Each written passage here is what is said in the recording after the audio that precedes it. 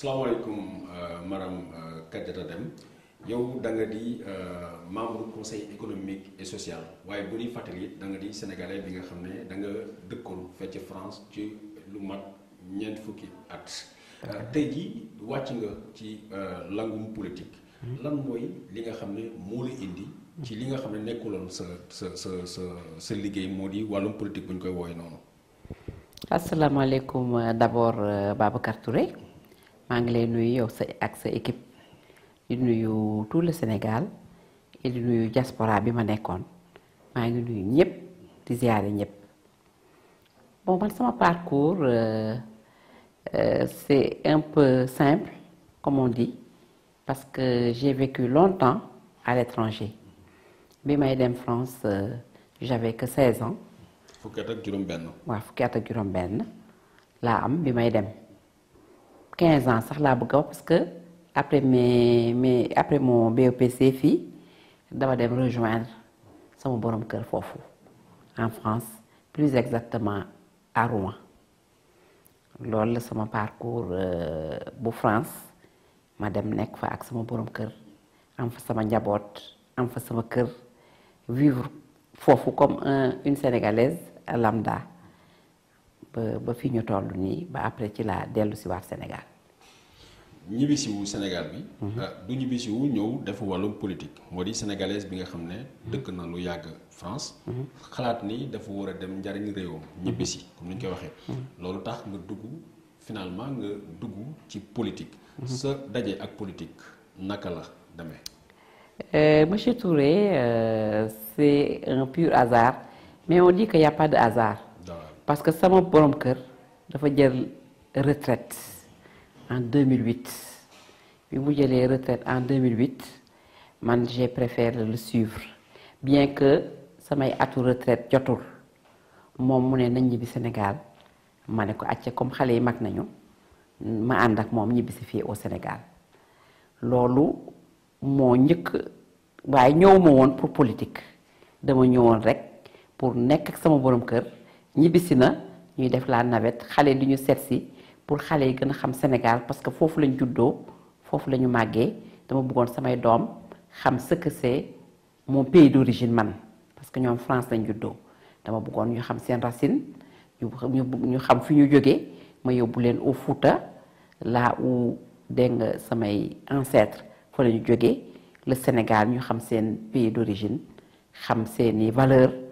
looloo tax je suis rentrée avec mon mari au Sénégal pour loolu surtout. loolu du lu am njariñ bu bari sax ndax gis nañu couple yu bari. keroog ba jëkkër ji ne nañu ñibbi Sénégal. le problème yu bari. di am ci biir famille bi. yow nga di benn exception. lan mu la au-delà de famille bi. est-ce que xalaatoon nga ni. comme wax nga encore sacrifice bi pare wuloo woon sa carrière. nga bakku ba lépp. ñibbi Sénégal. lan mooy élément déclencheur lan moo gën a tax nga ne non waxtu bi jot na naa dem. yàlla parce que lépp yàllaay dogal man je sais même pas pourquoi bi mu waxee ne 2008 jël naa sama retraite lan nga xalaat parce que man dama fa amoon kër bu ma moomal sama bopp bu ñu moomoon ñun man ak moom ñu bokk kër gi la maison était devenue vide samay doom dem samay waa kër yëpp dem man rek ak moom ci kër gi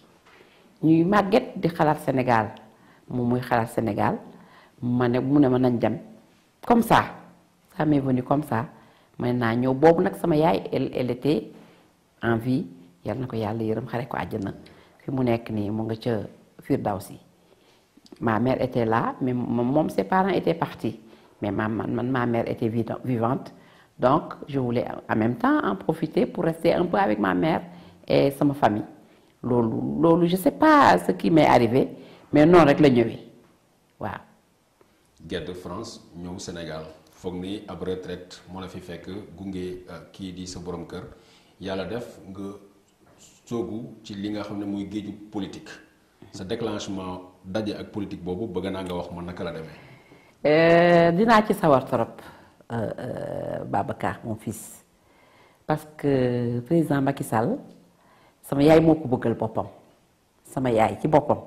moo bëgg président Macky Sall dafa am lu waral loolu nag parce que dama am un jeune frère muy sama caatu yaay dañ ko doon méngale ak Macky dañu nuroo ñoom ñaar ñun ñëpp dañu estimer woon Macky à cause de ça sans le connaître sama yaay di seetaan télé moom ndekete xam nga mag ñi rek ndekete sama yaay bu toogee télé rek elle suivait toutes les actualités ba sama frère boobu génn àdduna mu tombeek boobu temps ci la Macky commencé di am problème le président Macky Sall je m'excuse mu commencé di am problème à l'Assemblée nationale sama yaay ñu dëjël sama caatu yaay boobu ñu ñëw fii aux Parcelles Assainies falaa ko wutaloon dëkkukaay muy sama yaay ma ñëw mu bëgg Macky lool di ko xoolee caatam boobu génn àdduna du roog Macky lool nag waaw bu ma la gis wonoon photom sax danga xam ne kooku moom Macky benn lañu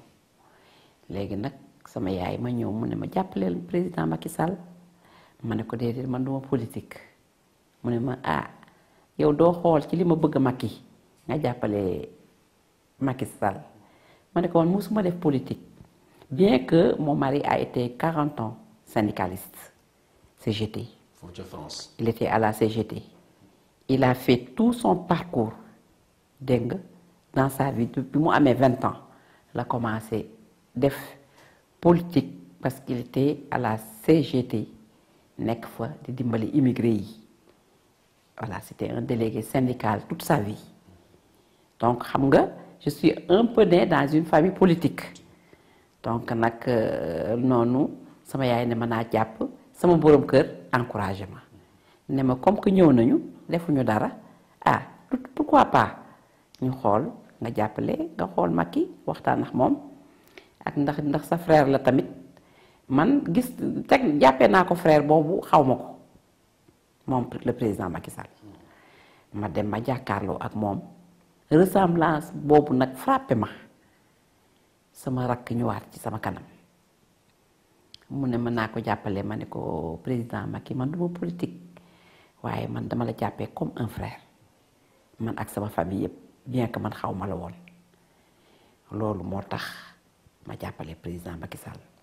bien que man mon mari li ma la wax auparavant c'était un grand syndicaliste à la CGT il a été contrôleur chez Renault toute sa vie il n'a fait qu'aider les gens dans le syndicat CGT c'était un rouge mon mari moom dara ñoru ko lu dul dimbali doomu aadama yi toute sa vie il a fait ça man nag ma ne pourquoi pas comme nee na ma naa dugg ma dugg man tam ma def social def lu ma mën comme dellu si naa Sénégal xam nga politique moom c'est l'art de gérer la cité loolu mooy politique donc nag Macky ñaan ma le président Macky Sall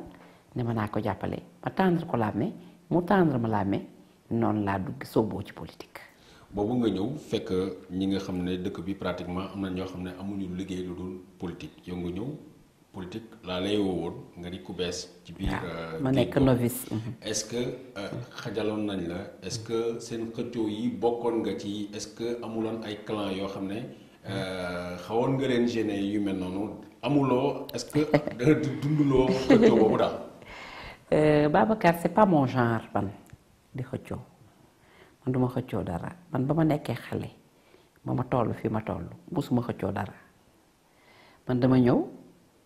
boo ñëwee fenn ñii dañ lay yaatal ñii dañ lay faqastal. lan mooy sa expérience bi nga xam ne par rapport ak sa vie bu tranquille bi ak géej bi nga xam ne mu ngi ñoo daje mooy géeju politique. sama vie tranquille bi maa ngi koy vivre ba tey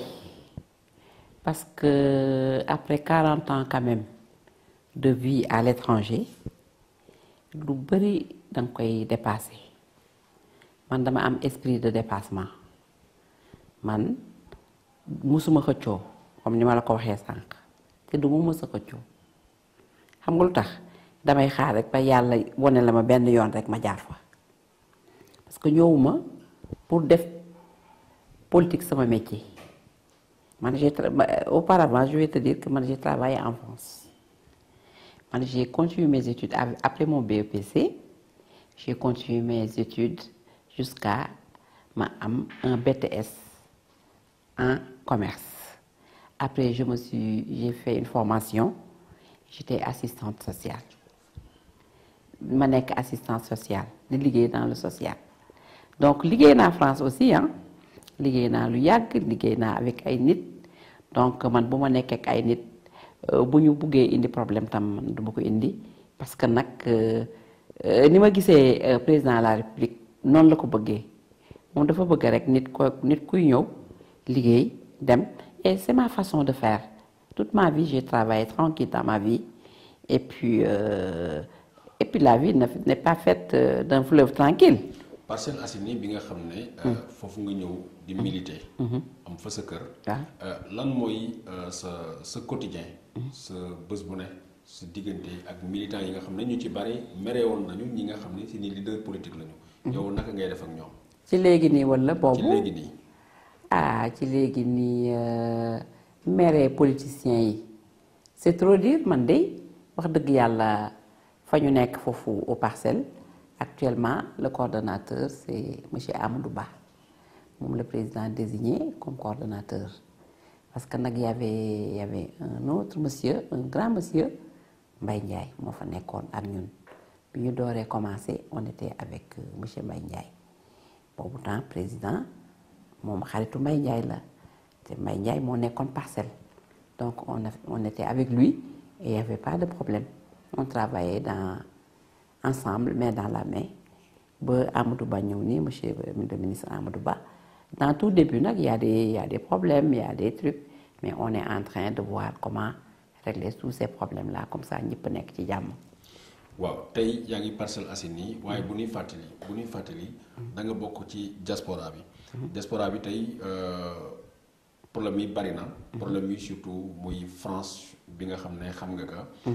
li gën a ëllëg nit ñi mooy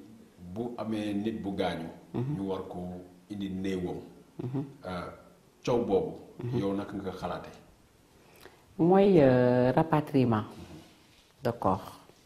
parce que souvent ñun fii bi ñu nekkee France ñun dañu am benn caisse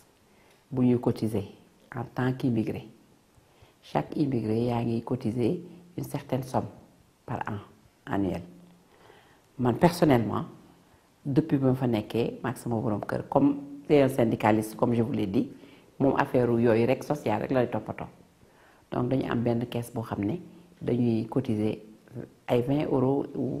ou plus un peu plus par mois pour chaque personne pour au cas où s'il y a un décès ñu mën a rapatrier corps bi ñu yóbbu ko nga ànd ak benn accompagnant boobu foofu à Rouen loolu dañ koy def man j'ai inscrit tous mes enfants ñi ma xam ñu bari dama leen wax nañu inscrire ci biir et c'est pas négligé parce que bu fa nit dee yow ngeen gis ngeen problème yi ñuy jànkonteel te l'État peut pas tout faire am na sénégalais yoo xam ne ñu nga fa mais des fois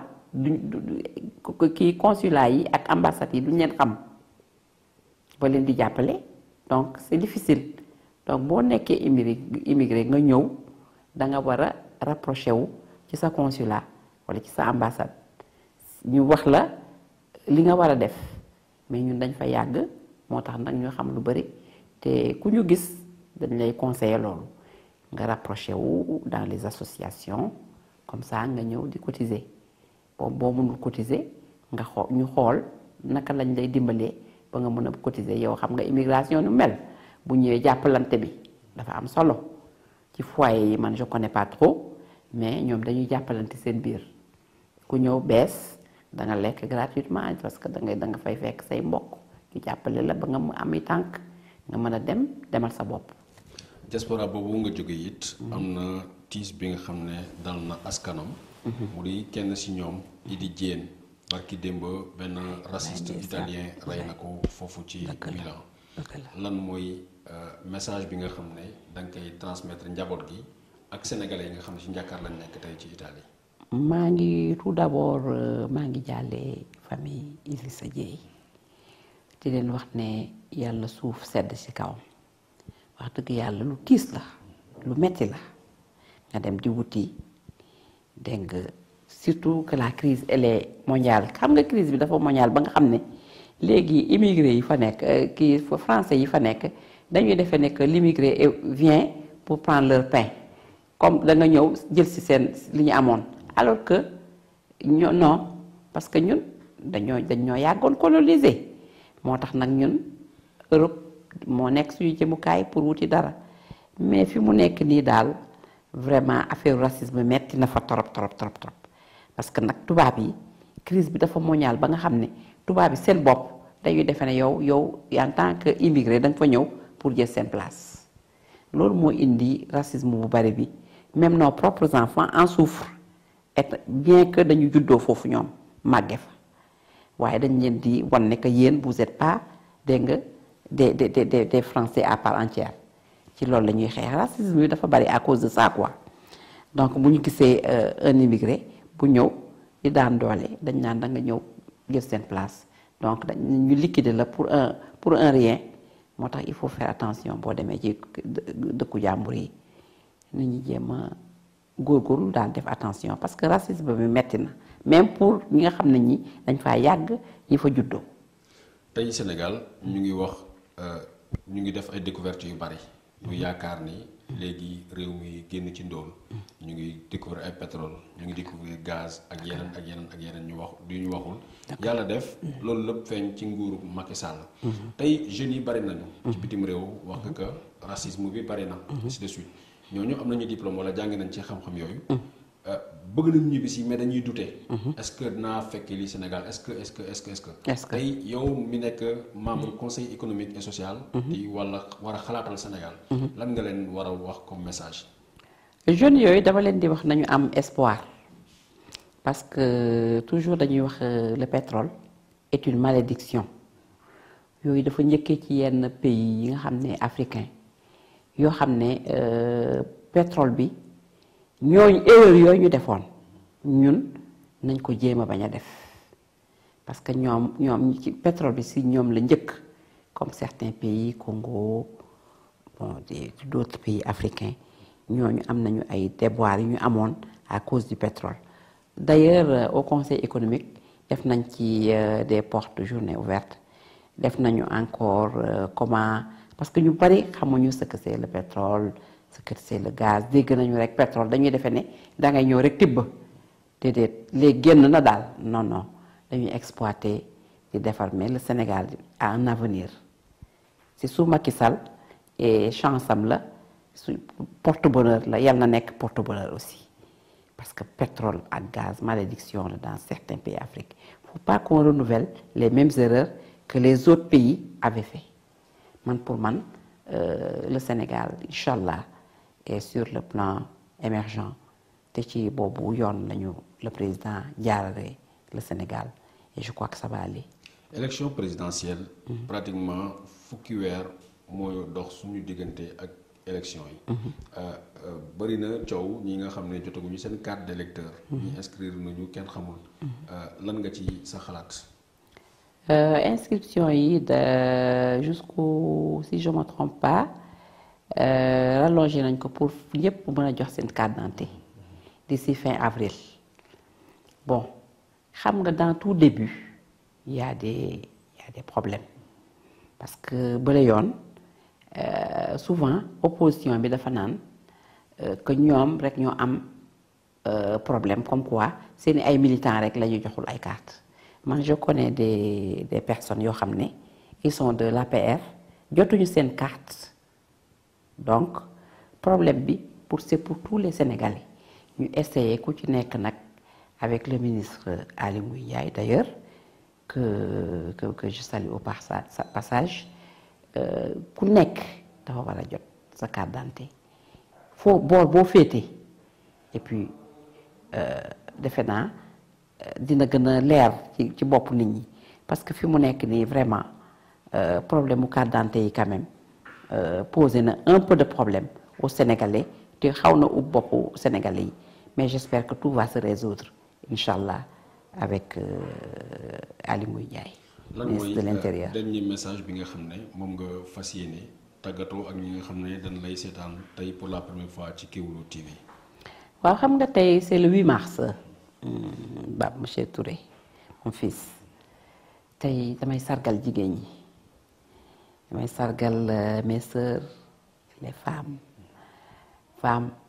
jigéen dañ ko war a sargal sax tous les jours man bu doon man maay sargal tous les jours dañuy sargal jigéen parce que jigéen mooy kër sans jigéen dara du dox président de la République d'ailleurs xam nga fi mu ne nii ñu ngi jógee stade Iba Mar Diop ak le président Macky Sall c'était la journée des femmes tey joxe na anecdote bu daw yaram parce que nee na amoon na temps bu ñu soqee dugub bi ba defar ko dafay jël ndeysaan dugub bi di ko yóbbul yaayam ci machine yi ñu koy transformer pour ñu mun ko togg donc loolu te bien que góor la xam nga ne yaayam la ko doon defal donc loolu dafa dawloo yaram ñëpp donc tey journée de la femme la femme est à encourager la femme est à féliciter la femme est la mère la femme dégg nga mooy lépp daal sans jigéen daal kenn du ma la dem tey jii sax yow da nga war a sargal madame Touré waaw sama doom jooju xaw ma fu mu féetee da nga ko war a sargal tey mu kontaan nga bégal ko bégal sa jaboot. dinañ ko def incha allah. incha allah jërëjëf yaa Kadia Deme ñu ngi fàttali ni membre conseil économique et social la te di nekkoon sénégalaise bi nga xam ne dafa établiroon ca étranger surtout ca France. jërëjëf. merci beaucoup Babacar maa ngi lay ñaanal di la encourager di ñaan yàlla defal la jàmm yàlla defal la salaam nga yeggale sa ndaw ci barke Mouhamed parce que vraiment xale bu baax nga